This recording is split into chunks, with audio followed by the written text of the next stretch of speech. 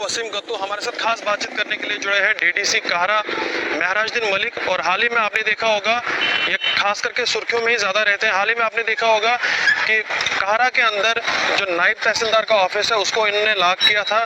जानने की कोशिश करेंगे क्या वजूहत रही और क्यों इनको लॉक करना पड़ा, क्यों इस तरह का कदम उठाना पड़ा। आपका वेलकम है। थोड़ा सा ये जानना चाहूँगा पहले कि क्यों इस तरह का कदम आपको उठाना पड़ा, क्या आखिर वजूहत क्या रही? देखिए, लोगों के लिए हम लोग आए हैं, लोगों ने वोट दिए थे, हमने लोगों से वादे किए थे कि आपके इलाके के अंदर 10 to 4 जो है ऑफिसर लोग बैठेंगे, दफातर को खुला रखेंगे, आपके वहाँ पर काम होंगे। लेकिन जब हम आए वहाँ पर वही पुराना माहौल था। उन लोगों को भी समझना चाहिए था कि डीडीसी बने हैं, हमने लोगों के काम करने हैं, हमको ऑफिस के अंदर जाना चाहिए, अपनी ड्यूटी ईमानदारी से करनी चाहिए। लेकिन पिछले 4-5 महीने की बात आप करें तो 4-5 महीने से लगातार मैंने डीसी को लेटर लिखा, इन्फॉर्म किया, लाइव वीडियोज़ मैंने दिखाई जिन दफातर के अंदर ये मुलाजिम नहीं मिलते थे।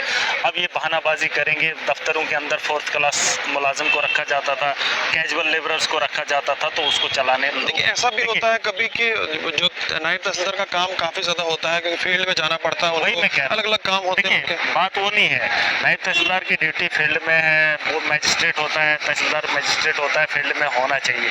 लेकिन मैं जिस मतलब तहसील की बात कर रहा हूँ, वो मेरा इलाका है, वो मेरा घर है, वो उतना बड़ा नहीं है कि तहसीलदार का मुझे पता ना चले कि कहाँ पर है। ना ही वो फील्ड में होते हैं और ना ही वो दफ्तर के अंदर होते हैं। इसलिए मैं चीखता चिल्लाता हूँ। मैंने बहुत बार जो कोशिश की लोगों को दिखाने की और उनको समझाने की कि बाबा आपको ड्यूटी करनी पड़ेगी। मेरा जी थोड़ा हटके सवाल है, क्या लगता है आपको ये सही तरीका है जो आप अपना रहे हैं? अपना अपना तरीका है, वो अपना काम ईमानदारी से करेंगे, तरीके बदल जाते हैं। मेरा लहजा भी बदल सकता है, लेकिन जब सब लोग जो है ईमानदारी से अपना काम करें। मुझे शौक नहीं है कि मैं डीसी से लड़ूं, मुझे शौक नहीं है कि मैं भाजपा के साथ लड़ूं। देखिए, हर आदमी जो है अपना काम ईमानदारी से करे। जब ये लोग अपना काम ईमानदारी से करेंगे तो हमें तकलीफ नहीं है कि हम ऐसे लोग नहीं है कि हम उनके ऊपर जो है भड़कते रहेंगे।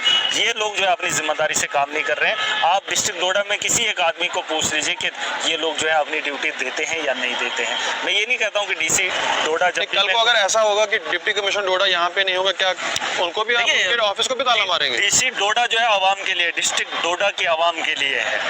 वो डीसी मैं मानता हूँ अगर नहीं होगा तो आवाम इसका फैसला कर सकती है, बिल्कुल कर सकती है, इसमें बड़ी बात नहीं है। जो आदमी जिम्मेदार है, जब जिम्मेदारी घर के अंदर नहीं होगा तो उस आदमी को क्या करना है, उस दफ्तर को क्या करना है। देखिए, लोग बड़ी उम्मीदों से आते हैं, ये डिस्ट्रिक्ट हेडक्वार्टर है, यहाँ 100-100 किलोमीटर दूर से लोग आते हैं। जब यहाँ डीसी ऑफिस में डीसी नहीं मिलेगा या हर रोज नहीं मिलेगा तो तकलीफ होती है। महराज जी, ये नहीं लगता आपको कि एक डीडीसी महराजुद्दीन मलिक इस तरह का कदम पूरे हिंदुस्तान के अंदर आप इस तरह का कदम उठा रहे हैं, क्या सही है ये कदम, इस तरह का डिसीजन आप ले रहे हैं? ये अच्छा है, ये सही है, क्योंकि हालात हाथ उठाना नहीं, हाथ उठाना वो एक मजबूरी बन जाती है। जब आप देखिए, कोई भी ऐसा कर सकता है, कानून बना है ना, कानून के लिए हमने कानून के दरवाजे खटखटाए। डीसी एक मैजिस्ट्रेट होता है, हमने उसको भी लेटर लिखा था। जब डीसी मैजिस्ट्रेट जवाब नहीं देगा, मैंने कहा घर के अंदर लड़ाई हो, आप थाने का रुख करें। अगर वहाँ आपकी दरखास्त को जो है वहाँ का मतलब SHO नहीं पकड़ सकता, उसकी वेरिफिकेशन नहीं करता है, तो आप फिर से दोबारा से लड़ेंगे। आपको लगेगा कि कानून इंक्वायरी नहीं कर रहा है। वही बात है, मैं एज ए डीडीसी मैंने एडमिनिस्ट्रेशन को इन्फॉर्म किया था, यहाँ पर ऐसा ऐसा है, आप इसको ठीक कर लीजिए। जब इन्होंने नहीं किया तो आवाम के साथ मिलकर हमने जो है कदम उठाया। अब के बाद भी उठेंगे, ऐसी बात नहीं कि एक बार हो गया तो बात खत्म होगी। अब के बाद ज़्यादा सख्ती से हम पेश आएंगे। आपके इलाके की बात करें हम, किस तरह की डेवलपमेंट हुई, कितना पैसा आपने वहाँ पे लगाया, किस तरह के काम वहाँ पे? अभी ये मैं अपनी बात करूं, क्योंकि एडमिनिस्ट्रेशन की बात है, लड़ाई झगड़े तो रोज होते रहते हैं, क्योंकि एडमिनिस्ट्रेशन निकम्मी है। एडमिनिस्ट्रेशन अपना काम नहीं कर रही है। हमने प्लान देना था वो हमने दे दिया, एज ए डीडीसी हमने प्लान देना था वो हमने सबमिट कर दिया है 6 महीने पहले। उसके बाद एडमिनिस्ट्रेशन का काम था, वो टेंडर निकालते, वो उन कामों की निगरानी करते, हमारा भी फर्ज है।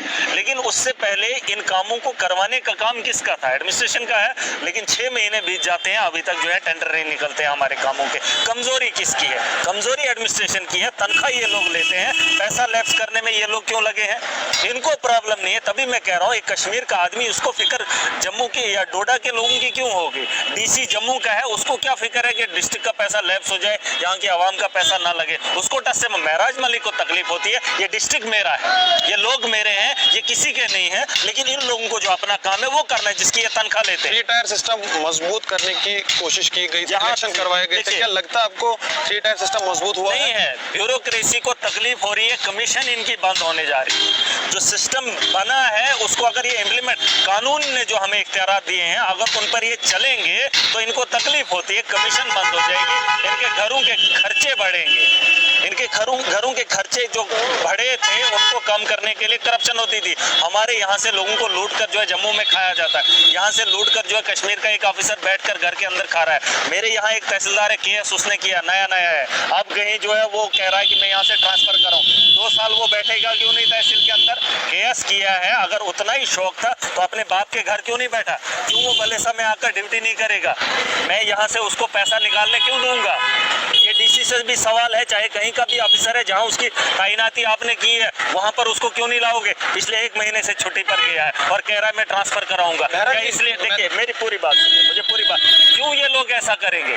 अगर ये बड़े ऑफिसर इतने बड़े लाले हैं तो फिर मेरे डिस्ट्रिक्ट में आकर यहाँ इधर क्यों बैठना चाहते हैं? ये फिर अपने माँ बाप के घर, जहाँ इनके बाप का घर है वहाँ बैठकर ये तनख्वाह क्यों नहीं निकालेंगे? लेकिन ये हमारे नौकर हैं, इस बात को समझना जरूरी है। जैसे हमारा फौज का जवान एक बॉर्डर पे बैठा है, मैंने कहा जंग कब होगी वो किसी को नहीं पता है, लेकिन ड्यूटी उसको 24 घंटे बॉर्डर पे करनी है, किसी भी वक्त जंग हो सकती। उसी तरीके से एक मुलाजिम को अपनी ड्यूटी करनी पड़ेगी बाबा। जब तक नहीं ये मुलाजिम दफ्तरों के अंदर रहेंगे तब तक आवाम के मसले हल नहीं होंगे। अगर आवाम के मसले हल नहीं होंगे तो दंगे होंगे। दफ्तरों के अंदर मुलाजिम नहीं होंगे, आवाम के अंदर, इलाके के अंदर दंगे होना तय है, क्योंकि उनको पूछने वाला कोई नहीं होगा, वहाँ अपना अपना माहौल होगा। इस वक्त कामों को उठाया जा रहा है, कोई भी मुलाजिम, कोई भी टेक्निकल ऑफिसर वहाँ इलाके के अंदर नहीं देख रहा है, उन कामों को चेक नहीं किया जा रहा है, उस मटेरियल को नहीं देखा जा रहा है, कौन सा मटेरियल नहीं। में ज्यादा रहते हैं, क्या लगता है आपको कि ये तरीका सही है जो तरीका आप अपना रहे हैं? देखिए हम आंदोलन से निकले हुए लोग हैं, हम यहाँ सिस्टम को बदलने आए। मैं ये कह रहा हूँ आपको कि जो पुरानी सियासत थी हम उस सियासत का हिस्सेदार नहीं हैं। हम सिस्टम को बदल लेंगे और जो आज़ादी, जिसके लिए आज़ादी मिली थी, उस आज़ादी को इम्प्लीमेंट करना चाहेंगे। 70 साल कुछ लोग कह रहे हैं 47 में आज़ादी मिली, कुछ कहते हैं 14 में मिली है। मैं कहता हूँ आज तक हम आज़ाद नहीं है इस मुल्क के अंदर।